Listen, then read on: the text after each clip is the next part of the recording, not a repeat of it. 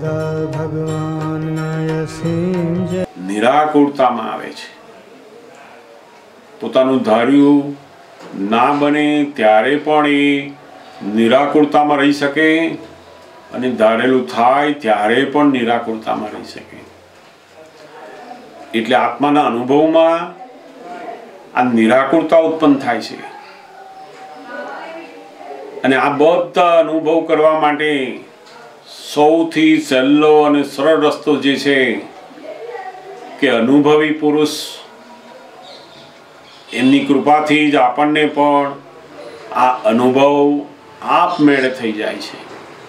બાકી આપણે લાખો વર્ષોના વર્ષો જન્મોના જન્મો મહેનત કરીએ પણ ત્યાં સુધી પહોંચવું એ મહા મુશ્કેલ છે.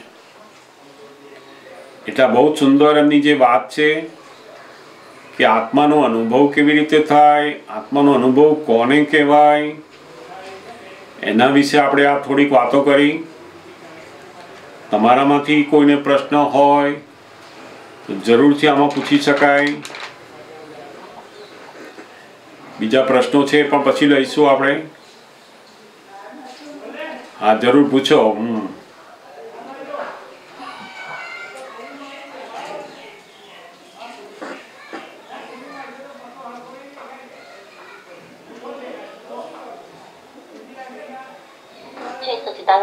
જય સચ્ચિદાનંદ. મારો ક્વેશ્ચન મેં જે મોકલ્યા 2 વીક પહેલા, એમાં થોડુંક પ્રકાશ પાડશો? પેલો માન વાળો છે. હા, ફરીથી કહી શકશો તમે?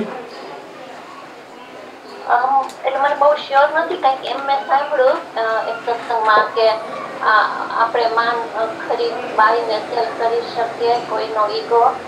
અને પછી એમ પણ સાંભળેલ કે આપણામાં માન હોય તો સામાન્ય માનની ખબર પડે ને આપણામાં માન ન હોય ને ખરીદ. આઈ ડોન્ટ નો, એટલે મને બહુ કઈ સમજાણું નહીં, એટલે મને થયું કે આમ તો એક્ઝેક્ટ એમની કોઈ વાત હોય દાદા ભગવાનની તો આપણને એક્ઝેક્ટ સમજ પડે કે એમાં શું કહેવા માંગે છે. કોઈનો અહંકાર ખરીદવો એ વાત એમની અંદર છે.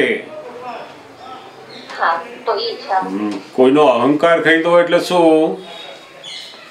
તો કે કોઈ પણ માણસ આપણી પાસે કંઈ પણ માંગવા આવે છે,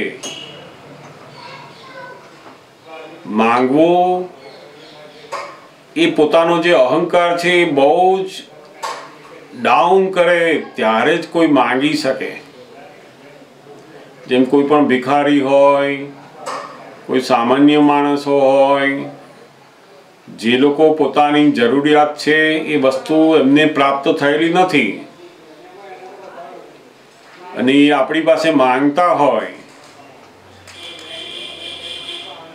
ત્યારે આપણે ઘણીવાર એના સામું જોઈએ ત્યારે એમ થાય કે આટલો તારા હાથ પગ સારા છે, બધું સારું છે, તું માંગે છે એમ.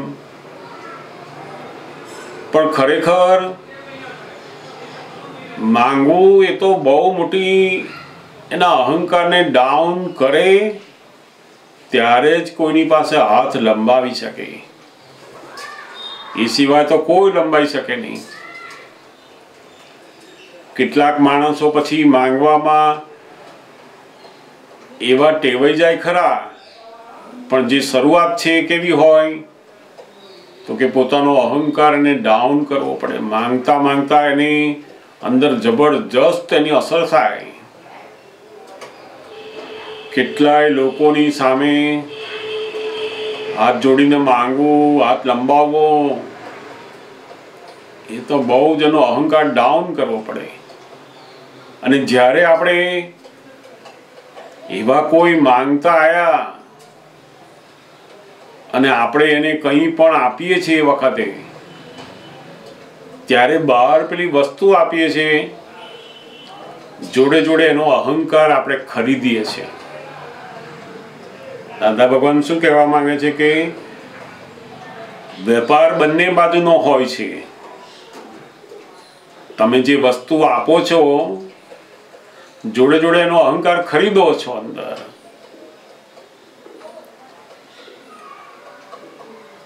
અહંકાર ખરીદવો એટલે શું? તો કે તમે એવા શક્તિવાળા બનતા જાઓ છો જોડે જોડે. નેગેટિવ અહંકાર અને પોઝિટિવ અહંકાર, એમાં પોઝિટિવ અહંકારની શક્તિ તમારી વધતી જાય છે અંદર. જેટલા લોકોને તમે કોઈ પણ રીતે મદદ કરો, પેલો માંગે અને તમે મદદ કરો, એટલે તમે વસ્તુ આપો છો અને જોડે જોડે એનો અહંકાર તમે ખરીદી લો છો. અને એ અહંકાર ખરીદી એટલે શું થાય? તો કે સામેનો જે માણસ છે ને એ તમારા વશમાં આવતો જાય. એનો અહંકાર કેવો? તમારી સામે અહંકાર ના કરે પછી. એ કેમ?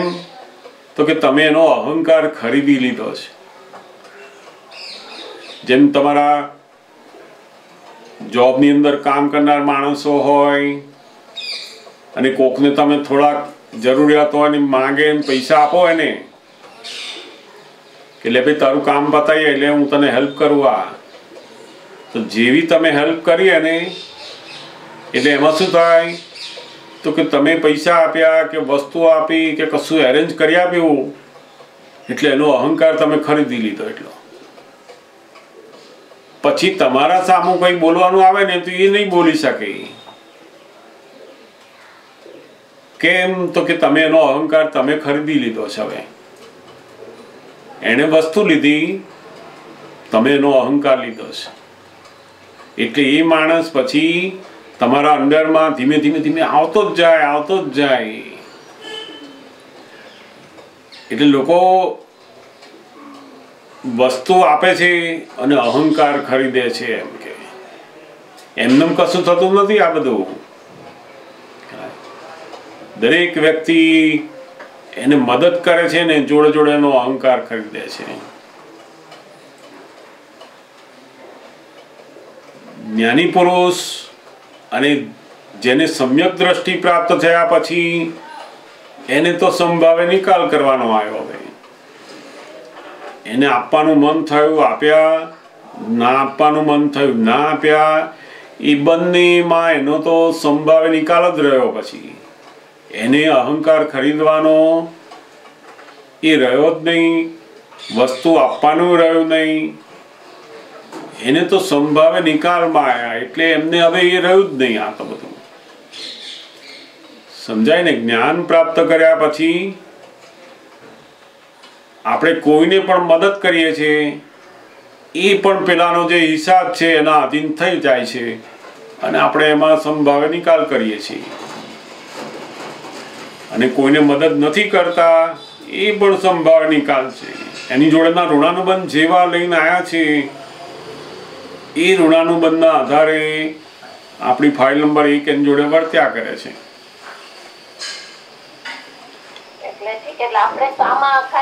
આપણે તો જ્ઞાન પછી તો આની કયું કશી જરૂર જ નથી. આ બધામાંથી બહાર નીકળી ગયા આપણે હવે. છે જ નહીં, લાગુ પડતું જ નથી. આ તો એમણે એમનું પોતાના જીવનનું કહેલું કે અમે જગતની અંદર બધાના અહંકાર ખરીદી લીધેલા. કોઈ પણ અમે કોઈની પાસે માંગવા ગયેલા નહીં. કે છે મારા ફ્રેન્ડ સર્કલમાં આડોશી પાડોશી મિત્રો હોય બધા એને જેને કહી દીધેલું કે ભાઈ તમને ગમે ત્યારે તમને જરૂર હોય, તમને મારી પાસે મદદ માંગવી હોય તો ગમે તે ટાઈમે આવી શકો છો. પણ હું તમારી પાસે ક્યારેય કોઈ પણ સમયે કશું માંગવા આવવાનું નથી. કે છે બધા ફ્રેન્ડ સર્કલને એમણે ભય મુક્ત કરી દીધેલા. હું ગમે ત્યારે આવું તમારી પાસે, તમારે મનમાં એવો વિચાર લાવવાનો નહીં કે અંબાલાલ ભાઈ અમારી પાસે કશું લેવા આવ્યા લાગે છે, કોઈ તકલીફમાં મુકાયા છે તો એ તકલીફમાં દૂર કરવા માટે મારી પાસે કંઈક માંગશે. એટલે પહેલેથી એમણે તો આ ગોઠવી જ દીધેલું આ, અને બધાને કહેલું તમને કંઈ પણ જરૂર પડે તમારે ગમે ત્યારે મારી પાસે આવવું કે છે. એટલે કે અમે બધાના અહંકાર ખરીદેલા કે છે.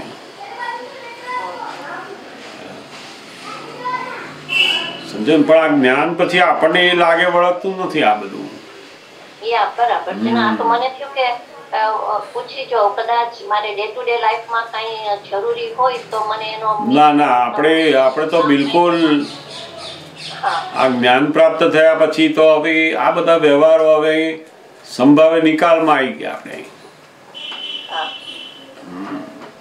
ડે ટુ ડે લાઈફમાં હમણાં લાસ્ટ વીક મારે એવી રીતે થયું, મેં તમને યાદ કર્યા, મેં કીધું કે આ કેવી રીતે આનું સોલ્યુશન લાવવું, કારણ કે મારા કોન્ટ્રાક્ટ અવર્સ હજી સ્ટાર્ટ ન થયા હોય, લાઈક સવારે, અને મને ઓફિસમાંથી ફોન સ્ટાફનો આવ્યો કંઈક એને મારી હેલ્પની જરૂર હતી, એટલે આ થર્ડ ટાઈમ બન્યું. ને અમારે તો આ કન્ટ્રીમાં અમારે એવી રીતે કંઈક like I am not director of the company કે એવું કંઈ મોટી પોઝિશન હોય તો દેટ્સ ડિફરન્ટ થિંગ, પણ મેં કીધું કે આ થર્ડ ટાઈમ થયો તો મેં કીધું શું કરું. જેવી રીતે વોટ્સઅપ માટે લાસ્ટ વીક કીધું હતું કે હિસાબ ને વાણી ને બધું કીધું હતું, તો મેં કીધું આમાં એવી રીતે હું પછી મેં કર્યું, અપ્લાય ન કર્યું. ને મેં કીધું પેલું કોર્ટનો કેસ, કોઈ પૈસા લઈ ગયા હોય તો આપણે જરૂરી કરવું, કોર્ટ કેસ કરવો, પણ રાગદ્વેષ વિના. એટલે મેં એ રીતે એ લોકોને કહી દીધું કે પ્લીઝ હવેથી તમે મને ડોન્ટ કોલ મી અન્ટિલ, એવી રીતે. તો ઈ ઓકે છે કે એમાંય પછી વોટ્સઅપ ની જેમ આપણે ચૂપ જ રહેવાનું આપે છે કીધું તું મને? ના બરાબર છે એ તમે જે કહી દીધું એ બરાબર છે. એટલે એમાં પેલું વોટ્સઅપ જેવું કરવાની જરૂર નથી. એમાં આપણે એને જવાબ આપી દીધો એટલે એને સમાધાન થઈ ગયું એમાં. અને એ સમાધાન થયું એની પાછળ આપણો અંદર પેલો ભાવ રાખ્યો કે સંભાવે નિકાલ કરવાનો છે આપણે એનો, અને એને સમાધાન થઈ ગયું એટલે ઉકેલ આવી ગયો ત્યાંથી આપણને. કારણ કે શું કે એ લોકો એક વખત બોસે ફોન કર્યો, 2 વખત સ્ટાફ લોકોએ ફોન કર્યો. મેં કીધું કે એ લોકો ભૂલી જાય કે ઓ તો ભૂલી ગયો કે તું આટલા વાગે સ્ટાર્ટ કરસ. પછી મેં કીધું કે ના હવે તો હું કહી દઉં એમ. એટલે પછી મને હું તમને પૂછી જાઉં. ઓકે, તો પછી આઈ ડીડ ઇટ રાઈટ. જ્યાં કહેવાય ને આપણાથી કહેવાય કે આ ટાઈમ તું જો આ ટાઈમે શરૂ થાય એટલા વાગે કરવાનું, બધું આપણે અંદર પેલી ગોઠવણી મૂકી દેવાની કે આ ફાઇલ આવી, ફોન આવ્યો એવું નહીં, ફાઇલ આવી. જ્ઞાનની જે ભાષા છે એ અંદર ગોઠવણીમાં મૂકવાની કે આ ફાઇલ આવી. હવે જેમ વ્યવહારની અંદર કોઈ માણસ આવ્યો, કોઈ માણસનો ફોન આવ્યો, હવે આ ફાઇલ આવી કહેવાય એમ. અને સમભાવે નિકાલ કરવાનો છે.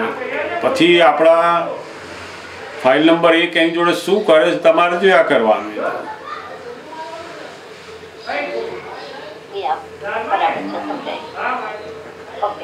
સમજાયું ને? જય સચ્ચિદાનંદ.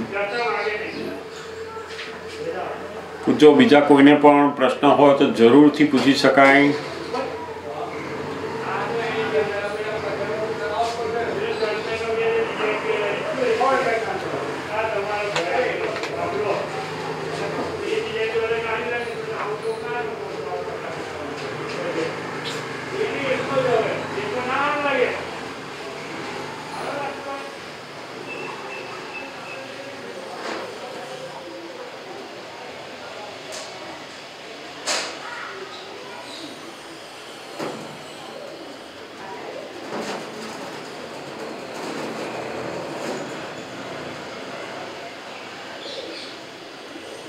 પૂછો, કોઈને પ્રશ્ન હોય તો પૂછો, નહીં તો આપણે લઈએ બીજા કોઈ પ્રશ્ન. જરૂરથી આ પૂછો.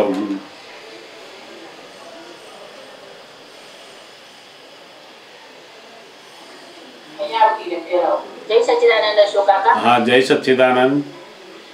અશોક કાકા કાકા આપણે પેલું નર્કનું ને એની વાત કરતા હતા ને, આપણે લાસ્ટ મતલબ કાલે જ વાત કરી હતી આપણે શિલ્પાજીએ પૂછ્યું એના પ્રમાણે કે હવે કેટલા અવતાર ને શું ને. તો અત્યાર સુધી મારા માઇન્ડમાં એવું હતું કે મોક્ષે જવા વાળો જીવ નરકે જઈને જ જાય, મને એવું ખબર હતી. મેં સત્સંગમાંથી ત્યારે કેવું સાંભળેલું તો એમાં એ અને આ વસ્તુ તો શું રિલેટ છે કાકા? હા, એટલે આમાં કેવું છે કે મોક્ષે જનારા જીવો એ મોક્ષનો અનુભવ ક્યારે કરવાનું મન થાય એને? તો કે મોક્ષ એટલે પરમેનન્ટ સુખ. તો કે જેટલો દુઃખમાંથી પસાર થયો હોય બરાબર, ત્યારે જ એને એવા સજ્જડ ભાવો ઉત્પન્ન થાય કે હવે મને ક્યારેય આવું દુઃખ જોઈતું નથી, મારે પરમેનન્ટ આ સુખ જ જોઈએ, આવું દુઃખની અંદર મારે ક્યારેય હવે જોઈએ નહીં. પણ એ અનુભવ તો દરેક જીવને એટલા બધા થતા, પણ એ અનુભવ કેવા હોય છે? ટેમ્પરરી હોય છે. એક અવતારની અંદર થાય ને પાછો બીજા અવતારમાં બદલાઈ જાય, પાછો બીજા અવતારમાં બીજા અનુભવ થાય, એ બદલાય, ત્રીજામાં બીજું બદલાય, એમ બદલાઈ જ જાય બધા. પાકો અનુભવ ક્યારે કહેવાય? તો કે એટલો બધો દ્રઢ નિશ્ચય તારણ આવે ને, એક્સ્ટ્રેક્ટ એનો આવે અનુભવનું, અને એ અનુભવના તારણમાં એને ખબર પડી જાય જોતા જ કે આની અંદર દુઃખ જ છે. ત્યારે પેલો અનુભવ પાક્કો થયો કહેવાય. હવે એવું ક્યારે બને? તો કે આ બધી ગતિઓની અંદર જતા જતા અનુભવ કરતા કરતા કરતા કરતા આવ્યો હોય ત્યારે જ એને પાક્કો અનુભવ થાય કે આ બધામાં દુઃખ છે, આ પાપ કરવામાં દુઃખ છે, અને પાપ કહેવાય મારે જિંદગીમાં ક્યારેય આ તો ના જ કરવું જોઈએ. એવી બધી દ્રઢતા ક્યારે આવે? તો કે આગલા જન્મોની અંદર એના પરિણામે ભોગવીને આવ્યો છે. આજે આપણને લાંચ લેતી વખતે, કોઈ ખરાબ કરતી વખતે, કોઈનું છેતરી લેવાની વખતે, જૂઠું બોલવાની વખતે, કોઈ પણ ખરાબ કામ કરતી વખતે આપણી અંદર આપણું મન બોલે છે અંદર કે આ ના થવું જોઈએ, આ નહીં સારું, આ તો ના સારું કરાય, આવું નહીં કરવું જોઈએ. તો એ જે બોલે છે અંદર એ પેલા અનુભવની જાગૃતિ બોલે છે. આજે આગલા ભવોની અંદર જે અનુભવ થયા ને એ અનુભવનો સ્ટોક પેલા જીવની અંદર જાગૃતિ રૂપે રહે છે, અને એ જાગૃતિ એની અંદર તરત જ કહે કે ના, હું ગમે તે થાય પણ આ કામ હું નહીં કરું, આવું પાપનું કામ મારે નથી કરવું, ગમે તે થાય. એનું કારણ શું? તો કે આગલા અવતારનો જે અનુભવ છે એના કારણે આજે એને દેખાય છે આ બધું. સમજાય ને? એટલે જે જીવો મોક્ષે જવાના હોય એ પહેલા મોટા ભાગે નરગતિ, જાનવર ગતિ બધામાં ફરતા ફરતા અનુભવ લેતા લેતા લેતા લેતા લેતા લેતા પછી અહીંયા આવ્યા હોય, અને ત્યારે જ એને દ્રઢ નિશ્ચય થાય પછી કે મને મોક્ષ વિના જગતની કોઈ પણ વિનાશી ચીજ ખપતી નથી. પછી અમુક વાર બોલીએ ખરા આપણે, પણ પેલી વિનાશી ચીજ આવે ને ત્યારે ભૂલી જવાય પાછું, કારણ કે અનુભવ પાક્કો નથી. અનુભવ જેમ નાનું બાળક હોય અને દેવતા હોય ને, અથવા દીવો સળગતો હોય ને ત્યાં પકડવા જાય, આપણે એને કહીએ ના જતો ના જતો, ના અડીશ ના અડીશ, તોય અડવા જાય. પણ જેવું જો એક વખત એ સહેજ અડી ગયો અને અનુભવ થયો ને, પછી ગમે ત્યારે તમે દીવો હોય દેવતા હોય તમે એનો હાથ તમે જાળીને લઈ જાઓ ને તો એ પાછો ખેંચે. પછી કેમ પાછો ખેંચે છે? પેલો અનુભવ એને યાદ આવે છે કે પહેલા હું હાથ નાખેલો ને ત્યારે આ દજાયેલું મને. એને કદાચ શબ્દો ખબર ના પણ પેલો અનુભવ અંદર રહે જ અંદર કે મને આનાથી દુઃખ ઉત્પન્ન થયેલું છે. આ દુઃખ અને સુખ એનો જે અનુભવ છે ને એ જીવની અંદર પરમેનન્ટ રહે છે. દરેક ગતિમાં અનુભવ થતા થતા થતા થતા આવે છે. અને એમાં મનુષ્ય જન્મની અંદર આવ્યા પછી એને એટલું બધું ડેવલપમેન્ટ ઊભું થયું કે આને પાપ કહેવાય અને પુણ્ય કહેવાય. નથી ઘણા લોકો કહે ને પાપ શું પુણ્ય શું એવું વિચારવાની જરૂર જ શું કે આપણે તો આજે મજા કરો ને. આ પાપ ને પુણ્ય કોણે જોયું છે? બીજી ગતિ કોણે જોઈ છે? આ બધું કોણ સ્વર્ગ નર્ક જોયું છે? ખાઓ પીવો મજા કરો, અહીંયા જલસા કરો, બધા જેમ તેમ પૈસા લઈ લો, બધું જાત જાતના કામો કરી લો. એવા કોણ જોવા બેઠું છે? એનું કારણ શું? એને કેમ એવું બોલે છે? તો કે આગલા જન્મોની અંદર આ બધી ગતિઓના અનુભવો હજુ બાકી છે ને.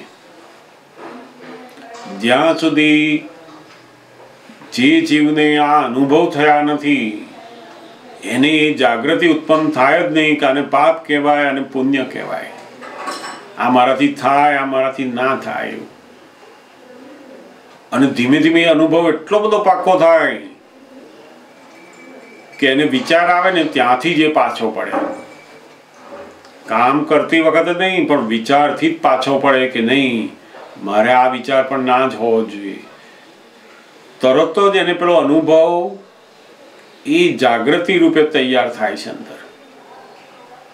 એને તરત એલર્ટ કરે કે ના આ સારું નહીં મારા માટે. એમ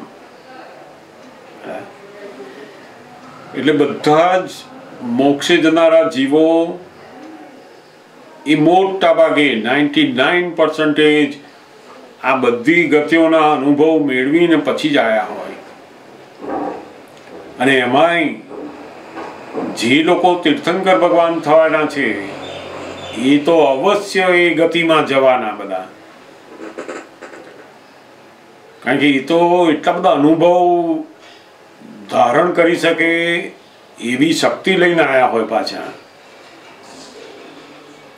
એટલે એ બધા અનુભવમાંથી પસાર થાય પછી જે આ મોક્ષનો અનુભવ, મોક્ષે જવામાં એનું પુરુષાર્થ કામ લાગે પછી.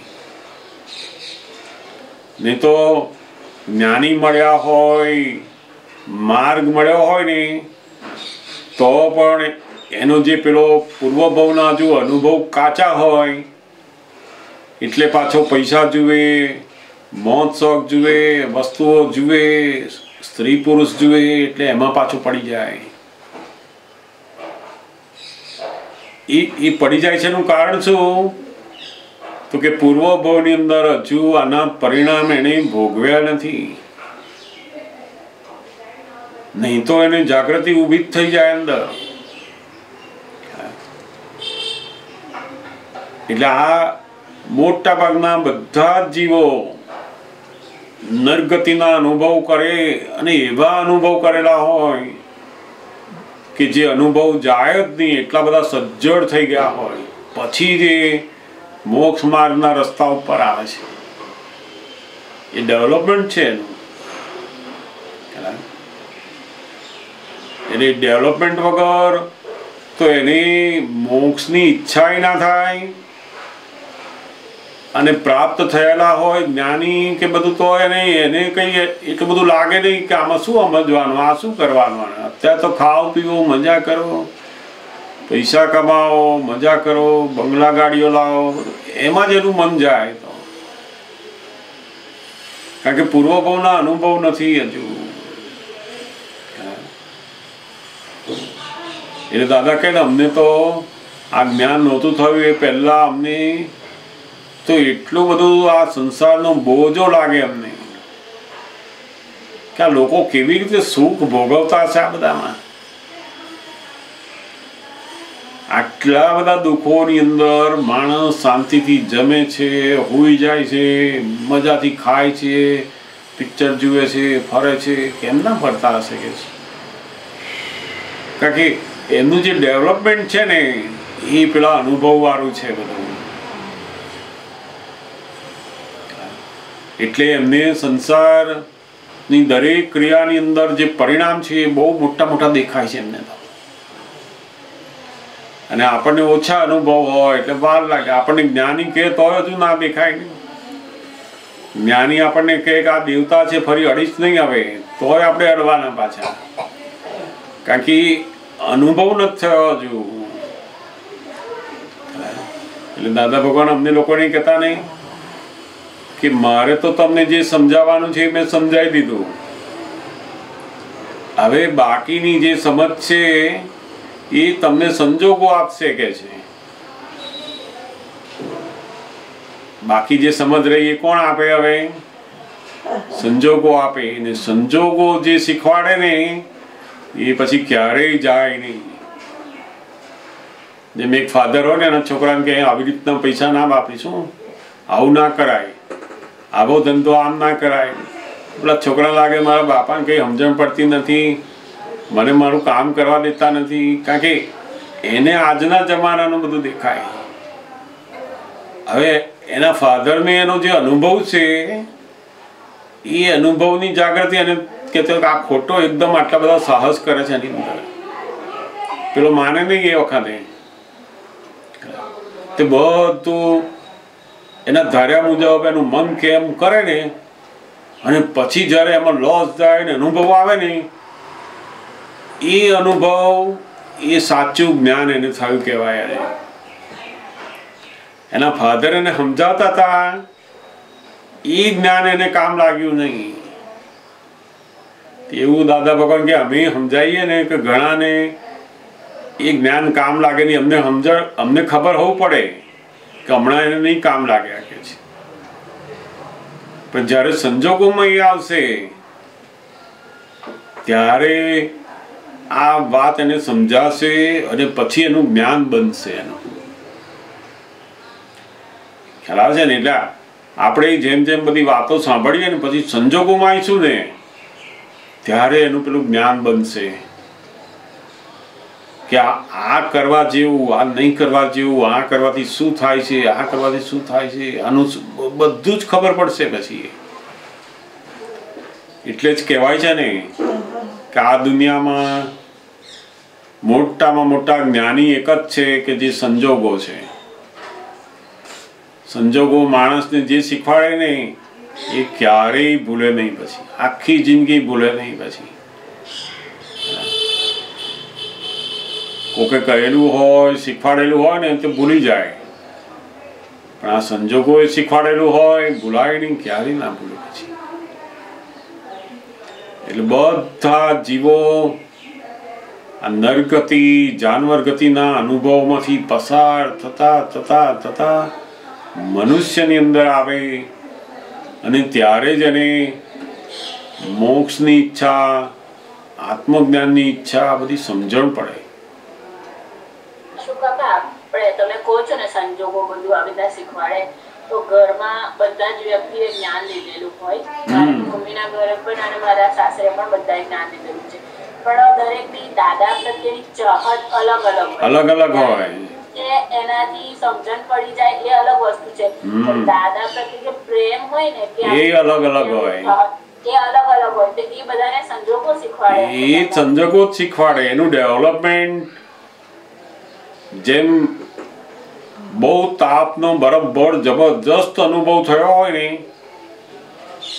એને ઠંડક લેવાની કેટલી ઉતાવળ હોય, એને જબરદસ્ત ઉતાવળ હોય કે ક્યારે ઠંડક મળે, ક્યારે ઠંડક મળે. સહેજ છાંયડો જુએ અને એ ત્યાં પહોંચી જાય. એની ઠંડકની જે ચાહત થાય ને એ બહુ જ થાય, અનુભવે થાય ને કે આ જગ્યા ઠંડક આપે છે. એને ખબર પડે ને કે આ જગ્યા બહુ ઠંડક આપે, ઠંડકવાળી જગ્યાઓને પકડી રાખે, એના નિમિત્ત ઉપર એને બહુ અહોભાવ થાય બધું. કારણ પેલું ગરમીનો જબરજસ્ત અનુભવ કરીને આવ્યો છે. એટલે દાદા ભગવાન અમને કહેતા ને, આ તો તમને તો અમે કહીએ એટલે તમે અમારી પાસે બેસી રહો છો એટલું જ. આ જ્ઞાની પ્રત્યેનો તો એટલું બધું જબરદસ્ત લાગે કે મને છોડીને જાય નહીં કહીએ. અને જો હું ઊભો થઉં ને તો એ કે કઈ જાઓ છો એવું પૂછે કે છે કે તમે કઈ જાઓ છો, મને મૂકીને ક્યાં જાઓ છો તમે કે. તો કે એવો તો કોઈ માણસ મળતો નથી કે છે, કારણ કે એને પેલી ગરમીનો અનુભવ હજુ નથી થયો. આ તો મોટા ભાગે જ્યારે કોઈ ના ગમતા સંજોગો ઊભા થાય ને ત્યારે એને સત્સંગનું યાદ આવે, સત્સંગમાં જવાનું યાદ આવે, બધું કંઈક દાદાની યાદ આવે. બધું ક્યારે યાદ આવે છે? પેલા સંજોગો વિપરીત આવે ત્યારે.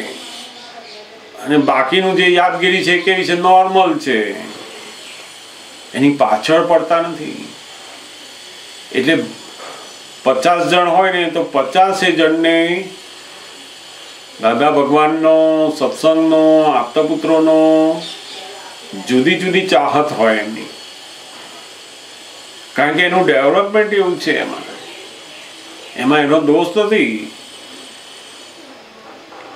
જેની ચાહત બહુ આવે છે એનું કારણ શું? તો કે પૂર્વભાવનો એનો અનુભવ છે કે આના સિવાય કંઈ કરવા જેવું જ નથી, આ પાછળ પડવા જેવું આ એક જ છે. અનંત અવતાર બધું વ્યવહારને સાચવ્યા, સંબંધોને સાચવ્યા, ધંધાને સાચવ્યા, હસબન્ડ વાઈફ છોકરા, આખી જિંદગી આ દેહ માટે જ બધું કર્યું. જે દેહ મળ્યો એ દેહના માટે જ જિંદગી જીવ્યા હતા. આત્મા માટે જીવવાનું તો ક્યારેય મળ્યું નથી આપણને. પણ એ જેમ જેમ પેલા અનુભવમાંથી પસાર થતા જાય એમ એની વેલ્યુ વધતી જાય, સમજણ પડતી જાય. સંત પુરુષોનું યોગ બળ, સત્પુરુષોનું યોગ બળ અને પ્રગટ દાદા ભગવાનનું યોગ બળ આખા જગતનું કલ્યાણ કરો, કલ્યાણ કરો, કલ્યાણ કરો.